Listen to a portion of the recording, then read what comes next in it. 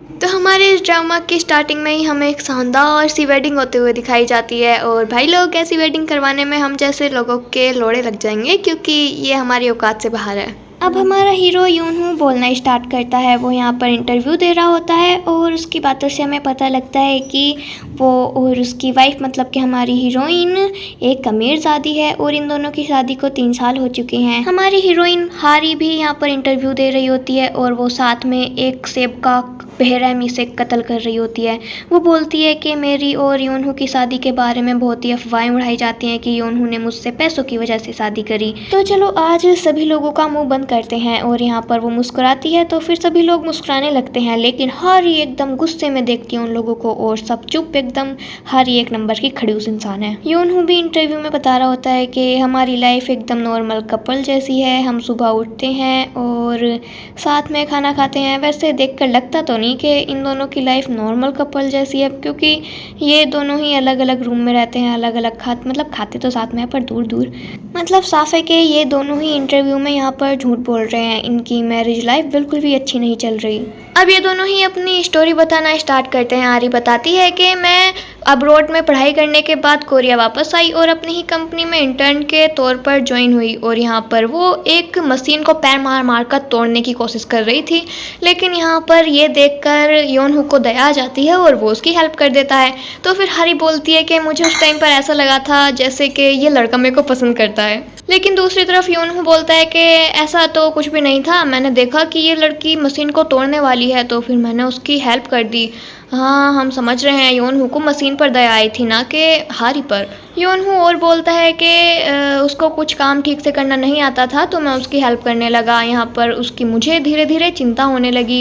योनहू हारी को एक जगह पर मिलने के लिए बुलाता है और उससे गुस्से में कहता है कि तुम्हें वर्ल्ड रिकॉर्ड तोड़ना है क्या डांट खाने का, जब देखो डांट खाती रहती हो। तो फिर वो कहती है कि अच्छा क्या तुम्हें मेरी चिंता हो रही है। ये सुनकर योनहू बेचारा चुप ही रह जाता है कि अब मैं क्या बोलूँ। अब हम देखते हैं कि बारिश हो रही होती है, क्रिसमस का दिन होता है और हारी अपनी कार बुला लेती है और मौसम पूरा रोमांटिक है, समझ सकते हो। यहाँ पर योनहू हारी के पास आता है और उसको अपना छाता देता है और बोलता है कि तुम हमेशा अपनी कोई ना कोई चीज़ भूल जाती हो तो फिर तुम ये रख लो वरना भीग जाओगी।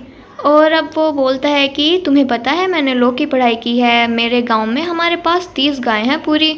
और कहता है कि मैं बस तुम्हें ये बोलना चाह रहा हूँ कि मैं एक अमीर फैमिली से हूँ।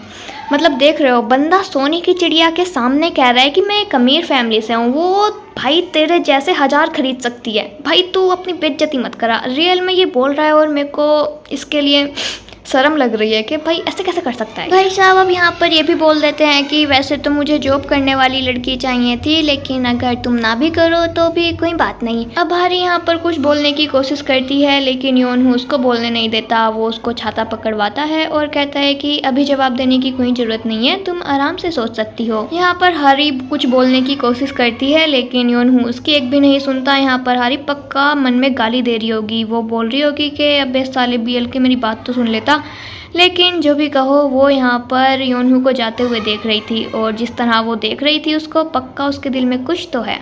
प्रेजेंट में हारी बताती है कि जब योनहू को मेरी सच्चाई के बारे में पता लगा कि जिस कंपनी में हम काम करते हैं वो कंपनी मेरे ही दादाजी और डैड की है, तो फिर यहाँ पर योनहू एकदम से अपने गांव चला गया था और वो अकेले रहने लगा था। उसने मेरी कॉल्स उठाना बंद कर दिया था। लेकिन जैसे वो बोलते हैं ना कि किस्मत से नहीं भागा जाता, वैसे ही योनहू की बुरी किस्मत उसको यहाँ पर हेलीकॉप्टर से लेने आती है। वैसे मैं यहाँ पर कुछ नहीं कह सकती क्योंकि बेचारे योनहू की लाइफ आगे चल के बहुत ज़्यादा नर्क होने वाली है, आप लोग खुद देख लेना।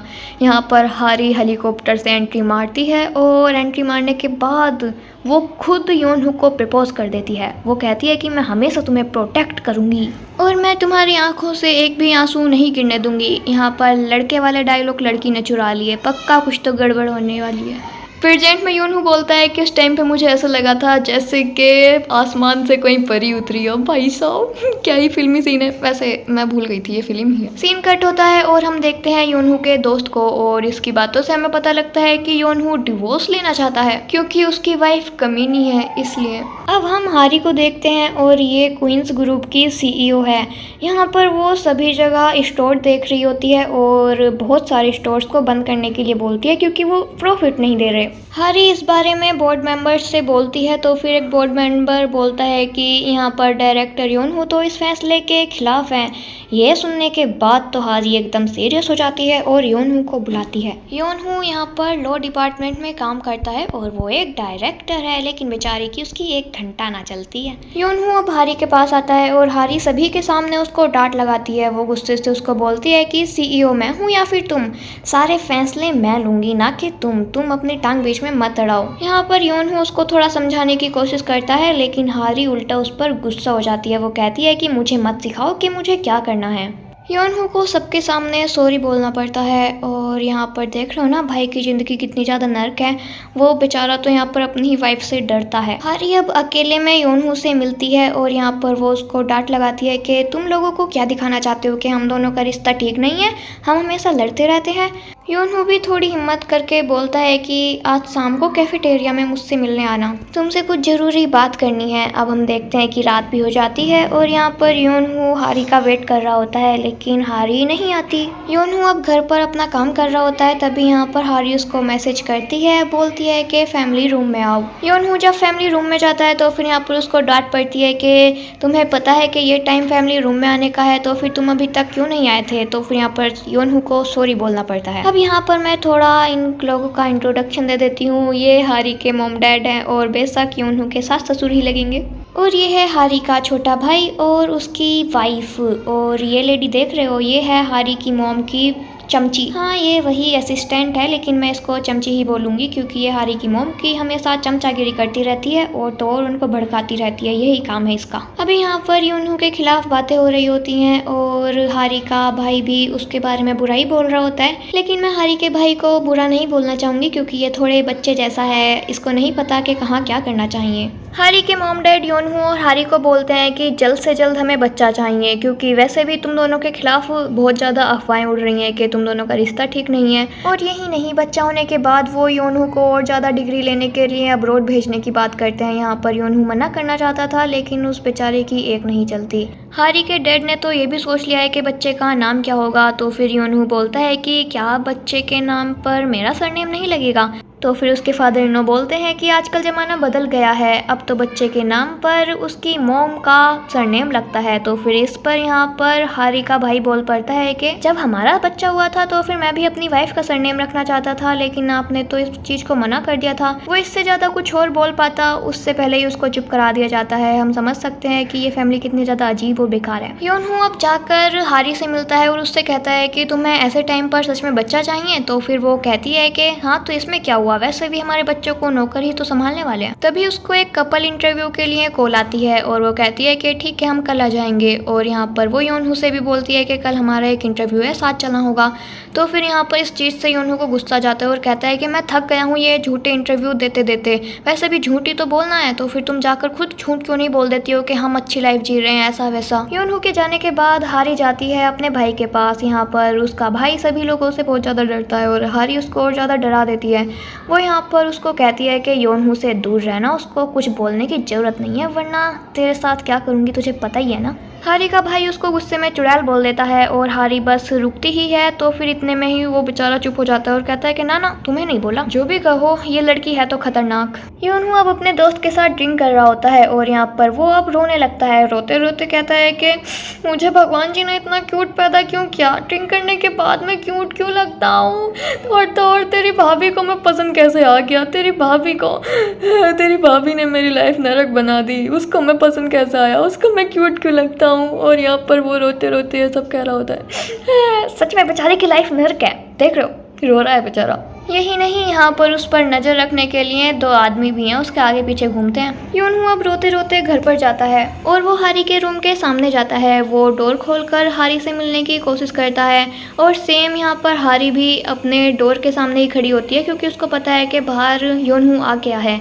वैसे दोनों ही डोर खोल नहीं पाते। इन दोनों को देखकर साफ लग रहा है कि इन दोनों को प्यार तो अभी भी है, लेकिन दुखों के बीच वो प्यार कहीं छिप गया है। अगले दिन योनहू पुलिस स्टेशन में जाता है क्योंकि हारी की जो बुआ है वो जेल में है। बुआ जी का नाम है गोमचा, मैं गोमचा बुआ जी बोलूंगी इनको। वैसे ये एक नंबर की गुंडी टाइप की हैं और इनको यहाँ पर जेल में भेजने वाला कोई और नहीं, इनके ही पापा हैं। क्योंकि बुआ जी ने अपने पापा की गर्लफ्रेंड के बाल खींच दिए थे, इसलिए उनको उनके पापा ने जेल में भेज दिया। वैसे बुआ जी ने बहुत सारे कांड किए हुए हैं। इनकी 3 बार शादी हुई थी और तीनों बार डिवोर्स हो गया। इनके जो पति थे उनके रिश्तेदारों तक को बर्बाद कर दिया बुआ जी ने। यहाँ पर योनहू बोलता है कि क्या शांति से अलग नहीं हो सकते हैं?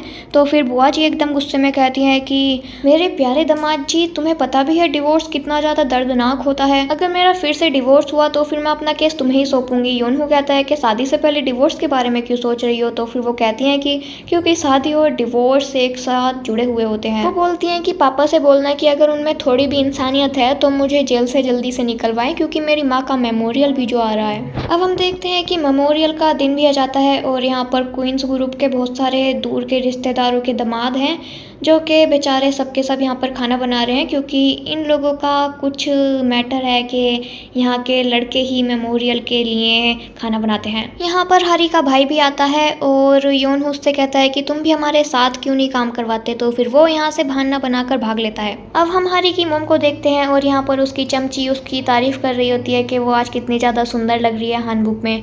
हाँ, सच बताऊँ तो वो हारी की मोम का काट ही रही है और कुछ नहीं कर रही। तभी यहाँ पर हारी के दादा की गर्लफ्रेंड आती है और यहाँ पर मैं अब से हारी के दादा को चेयरमैन बोलूँगी। यहाँ पर हारी की मोम उनसे कहती हैं कि तुम तैयार क्यों नहीं हुई? तो फिर वो अपनी सफाई देने लगती है कि तुम लोगों की फैमिली में मेरा क्या काम, ऐसा वैसा। तभी यहाँ पर चेयरमैन आ जाते हैं और अपनी बहू पर गुस्सा करते हुए बोलते हैं कि क्या तुम मेरी गर्लफ्रेंड को तंग कर रही हो? तो फिर वो कहती है कि नहीं नहीं, मैं तो बस इनको बोल रही थी कि ये तैयार हो जाएं। दादाजी अपनी गर्लफ्रेंड से बोलते हैं कि मेरी जान तैयार हो जाओ, तो फिर वो तुरंत मान जाती है। भाई साहब एकदम गिरगिट की तरह रंग बदल लिया इसने तो। अब हम देखते हैं कि चेयरमैन की वाइफ की मेमोरियल की रस्में हो रही होती हैं। तभी यहाँ पर एंट्री मारती हैं खतरनाक अंदाज में बुआ जी और कहती हैं कि गोमचा आ गई, और उनको देखकर तो सबके सब हैरान रह जाते हैं। और बुआ जी का लुक तो देखो क्या शानदार है। चेयरमैन तुरंत योनहू को बुलाते हैं और बोलते हैं कि इसको अभी जेल से क्यों छुटवाया? तो फिर योनहू बताता है कि आप ही ने तो कहा था। बुआ जी अपनी मोम की फ़ोटो के सामने आकर बोलती हैं कि मोम देखो, तुम्हारी बेटी को क्या क्या देखना पड़ रहा है। तुम्हारे पति ने ही अपनी बेटी को जेल में भेज दिया, और किसके लिए? उनकी इस सड़ी हुई गर्लफ्रेंड के लिए। अब यहाँ पर बुआ जी सब पर चिल्लाने लगती हैं। तो फिर हारी के डैड मतलब के बुआ जी के भाई आकर उनको रोकने की कोशिश करते हैं। तो फिर वो तुरंत चिल्लाकर बोलती हैं कि इस औरत की वजह से ही मोम मरी। तो हारी के डैड बोलते हैं कि नहीं, वो हार्ट अटैक से मरी थी। तो फिर वो कहती है कि हाँ, तो हार्ट अटैक आया किसकी वजह से था? इसकी वजह से। पापा अगर अपनी गर्लफ्रेंड को घर में लाएंगे तो फिर मोम को हार्ट अटैक तो आता ही ना। अब हम देखते हैं क्वींस ग्रुप के दामादों को। यहाँ पर बेचारे सबके सब अपनी दुख भरी स्टोरी सुना रहे होते हैं और सबकी बातें सुनकर लगता है कि ये सबके सब बेचारे अपनी ससुराल वालों के गुलाम बनकर रह चुके हैं। और एक तो ये भी बोलता है कि अरे हम सबका तो ठीक है, लेकिन बेचारे योनहू को तो देखो, उसके पापा की 60वीं सालगिरह थी, लेकिन उस बेचारे को अपने पापा से मिलने तक का मौका नहीं मिला। सीन अब हारी के डैड पर आता है और यहीं पर योनहू भी होता है। हारी के डैड एक पर्सन से बात कर रहे होते हैं। ये पर्सन इन्हीं के कंपनी में काम करता था इनके साथ, लेकिन अब ये बोलता है कि मैं अब अपना काम शुरू करना चाहता हूँ, तो फिर आपके साथ नहीं रह सकता हूँ। तो यहाँ पर हारी के डैड भी उसको गुड लक बोल देते हैं। लेकिन इसके बाद वो योनहू से मिलते हैं और उससे बोलते हैं कि उसकी सारी की सारी लाइफ बर्बाद कर दो। यहाँ पर योनहू बोलता है कि ऐसा करना ज़रूरी है क्या? तो इस पर उसके फादर इन लॉ बोलते हैं कि ऐसा करना बहुत ज़्यादा ज़रूरी है। उसको याद रहना चाहिए ना कि उसने हमारा साथ छोड़ा है, उसकी औकात तो उसको दिखाई देनी ही चाहिए। अगर जो हमारा साथ कोई भी छोड़ेगा तो उसके साथ ऐसा ही होगा। यहाँ पर बेचारा योनहू परेशान हो जाता है, क्योंकि इसको पता है अगर जो ये डिवोर्स लेगा तो इसकी लाइफ भी बर्बाद हो जाएगी। सिर्फ इसकी ही नहीं, इसके फैमिली की, रिश्तेदारों की, सबकी। ये बेचारा बहुत ज़्यादा गलत जगह फंस गया है। इसकी ससुराल वाले इसकी लेने पे तुले हुए हैं। हाँ, मैं भी क्या कहूँ, इसकी दुख भरी स्टोरी पर मुझे रोना आता है। योनहू अगले दिन एक साइकेट्रिस्ट से मिलता है और यहाँ पर वो उसको अपना दुखड़ा सुनाने स्टार्ट करता है। वो बोलता है कि मेरी पत्नी और उसके मम्मी पापा और उसका भाई भाभी सबके सब हम एक साथ रहते हैं। तो फिर वो डॉक्टर बोलता है कि वाह, काफ़ी किस्मत वाले हो, जॉइंट फैमिली है। तो फिर उस पर वो कहता है कि हाँ, इतना किस्मत वाला कि हर चीज़ उन्हीं के साथ करनी पड़ती है, खुद के लिए एक सेकंड तक नहीं निकाल पाता। साल में 15 तो मेमोरियल्स होते हैं, सारा का सारा काम अपने दामादों से करवाते हैं। बोलते हैं कि अगर मर्द काम करते हैं तो फिर दुआएं मिलती हैं, लेकिन उनका एक ही बेटा है, वो एक भी काम में हाथ नहीं लगाता।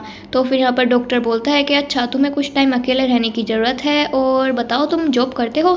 तो फिर यहाँ पर वो बोलता है कि हाँ बिल्कुल करता हूँ, लेकिन मेरी बॉस मेरी ही वाइफ है, उसके बॉस उसके पापा और उनके बॉस उनके पापा। वो बोलता है कि ससुराल में किसी का भी कॉल आता है तो फिर मेरे हाथ पैर कांपने लगते हैं, डर लगता है कि कहीं कोई और काम ना बताते हैं। और सबसे ज़्यादा नफरत तो मुझे अपनी ही वाइफ से है, क्योंकि उसको कुछ फ़र्क ही नहीं पड़ता मैं खाऊं पीऊं या ना खाऊं पीऊं, और मेरे ससुराल वाले मुझ पर कितना भी अत्याचार करें वो कुछ नहीं बोलती है, उसको कोई फ़र्क ही नहीं पड़ता। 3 साल तक उसी के लिए नर्क में रह रहा हूँ। उसने कहा था मुझसे कि वो मेरे एक भी आंसू नहीं टपकने देगी और मेरा पूरा ध्यान रखेगी। झूठी कुत्ती। बेचारा डॉक्टर खुद सदमे में चला जाता है योनहू की इतनी दुख भरी स्टोरी सुनने के बाद, और वो अपने ही वाइफ को कॉल करके बोलता है कि आई लव यू जानू। इस डॉक्टर की पत्नी भी बेकार है, लेकिन योनहू की लाइफ से इस डॉक्टर की लाइफ कहीं ज़्यादा अच्छी है। अब हम इस चमची को देखते हैं जो कि अपनी दोस्त से बुराई कर रही होती है हारी की फैमिली की। तभी यहाँ पर हारी उसके सामने आ जाती है, तो फिर वो फिर से अपनी चमचा गिराई शुरू कर देती है हारी के सामने, लेकिन हारी उल्टा ही उसको डांट देती है और इग्नोर कर देती है। अब क्योंकि यहाँ पर इसकी बेइज्जती हो गई है तो फिर ये सीधा योनहू के पास चली जाती है और यहाँ पर योनहू को भड़काने लगती है और बातों ही बातों में उसको बता देती है कि अगर तुम हारी से डिवोर्स लोगे तो फिर हारी की प्रॉपर्टी में से तुम्हें कुछ भी नहीं मिलेगा। अब यहाँ पर योनहू अपनी टेंशन तो नहीं दिखाता है और उल्टा इस चमची को ही डांट देता है कि हारी ने जो कुछ भी किया है सोच समझ के ही किया होगा। लेकिन अंदर ही अंदर बेचारा योनहू बहुत ज़्यादा परेशान हो जाता है, क्योंकि उसने दिन रात मेहनत करके जितना भी कुछ कमाया है वो सब कुछ हारी के पास ही तो है। अगर डिवोर्स हुआ तो ये बेचारा तो कंगाल हो जाएगा, कुछ नहीं बचेगा इसके पास। योनहू अब यहाँ से जा रहा होता है तो फिर हारी उसके पास आती है और उससे कहती है कि मेरे साथ चलो, मुझे डॉक्टर के पास जाना है। लेकिन यहाँ पर योनहू उससे साफ मना कर देता है कि मेरे पास टाइम नहीं है। सीन अब आता है योनहू के मॉम डैड पर, जो कि खेतों का काम कर रहे थे, और यहाँ पर हमें पता लगता है कि योनहू के डैड मेयर का इलेक्शन लड़ने वाले हैं। जैसे कि हमारे यहाँ पर गाँव के प्रधान होते हैं ना, वैसा ही कुछ ये इलेक्शन लड़ने वाले हैं उस चीज के लिए। जो भी कहो, यहाँ पर इनकी भी अपनी वाइफ के सामने घंटा ना चलती है। तभी यहाँ पर इनकी वाइफ अपने इस छोटे से ट्रैक्टर को रोक देती है, क्योंकि सामने योनहू आया होता है और ये लोग योनहू को देखकर बहुत ज़्यादा खुश होते हैं, क्योंकि योनहू 3 सालों बाद मतलब शादी के बाद पहली बार घर पर आया है। योनहू के डैड पूछते हैं कि बहू नहीं आई, तो फिर वो कहता है कि नहीं, उसको थोड़ा काम था ना इसलिए नहीं आ पाई। योनहू के बड़े बहन और भाई भी हैं। योनहू की बहन एक सैलून चलाती है और जैसे ही उसको पता लगता है कि योनहू आया है तो फिर वो तुरंत उस पर गुस्सा करने पहुंच जाती है। वो कहती है कि तुम्हें पापा के 60वीं सालगिरह पर आना चाहिए था, तुम और भाभी ऐसा कैसे कर सकते हो। यहाँ पर योनहू सभी लोगों को इनको बता देता है कि मैं डिवोर्स ले रहा हूँ, और ये सुनने के बाद तो ये सबके सब हैरान रह जाते हैं। योनहू के पापा उसको समझाते समझाते गुस्से में बोल देते हैं कि तुझे क्या लगता है तेरी माँ को मैं प्यार करता हूँ। तो फिर आंटी जी यहाँ पर गुस्सा हो जाती हैं, लेकिन योनहू के पापा बात संभाल लेते हैं। लेकिन आंटी जी तो आप गुस्सा हो चुकी हैं। अब हम देखते हैं कि योनहू की बहन योनहू से बोलती है कि देख छोटे, तू सिर्फ इसलिए डिवोर्स ले रहा है ना क्योंकि तू दुखी है, लेकिन मेरा तो देख, तुझे सिर्फ सियोल भेजने के लिए मॉम डैड ने गाय बेच दी, जिस वजह से मैं स्कूल ना जा पाई। तो फिर योनहू कहता है कि वो आप ही थी जिसका पढ़ाई में मन नहीं लगता था। योनहू का भाई बोलता है कि तेरी शादी पता भी है क्वींस ग्रुप में हुई है, पापा पता भी है कितने ज्यादा खुश हुए थे जब तेरी शादी हुई थी। ये सब सुनने के बाद योनहू इन दोनों की सच्चाई बता देता है और कहता है कि मुझे पता है तुम दोनों को ही पैसों की जरूरत है और तुम सिर्फ पैसों के लिए मुझे बकरा बना रहे हो, तुम चाहते हो कि मैं दुखी रहूं। योनहू अब वापस आ जाता है और एक लॉकर से डिवोर्स के पेपर निकालता है और बहुत हिम्मत करने के बाद उन पेपर्स को लेकर वो हारी के पास जाता है और उससे जाकर बोलता है कि मुझे तुमसे कुछ बोलना है। लेकिन हारी उससे पहले बताती है कि मैं डॉक्टर के पास गई थी और उसने मुझे बताया कि मैं बीमार हूँ और सिर्फ 3 महीने की मेहमान हूँ। ये सुनने के बाद तो यहाँ पर योनहू शॉक्ड रह जाता है। हारी उसके पास आते हुए बोलती है कि अच्छा अब तुम बताओ कि तुम क्या बताना चाहते थे। तो फिर योनहू उन डिवोर्स पेपर को पीछे छिपा लेता है और कहता है कि कुछ भी नहीं, मुझे नहीं लगता कि मेरी बात अब इतनी ज़्यादा ज़रूरी है। तो फिर हारी उसके पास आते हुए बोलती है कि हाँ पक्का तुम कुछ तो छिपा रहे हो। अब यहाँ पर योनहू घबराते हुए उससे बोलता है कि आई एम सो सॉरी, आज तक जो कुछ भी हमारे बीच हुआ और हर चीज़ के लिए सॉरी। और वो कहता है कि क्या मतलब तुम सच में मरने वाली हो, ऐसे थोड़ी होता है, मैं तुम्हारे बिना कैसे जिंदा रहूँगा, ऐसे नहीं हो सकता, मैं तो सच में बहुत ज़्यादा शौक में हूँ और मुझे नहीं पता कि मैं क्या कहूँ। हारी उसके पास आते हुए कहती है कि क्या सच में। तो फिर यहाँ पर योनहू सीधे उसको गले से लगा लेता है और बोलता है आई लव यू। तो ये वाला एपिसोड तो यहीं पर ख़त्म हो जाता है। आगे आने वाले एपिसोड बहुत ही ज़्यादा मज़ेदार होने वाले हैं। तो अभी के लिए टाटा बाय बाय।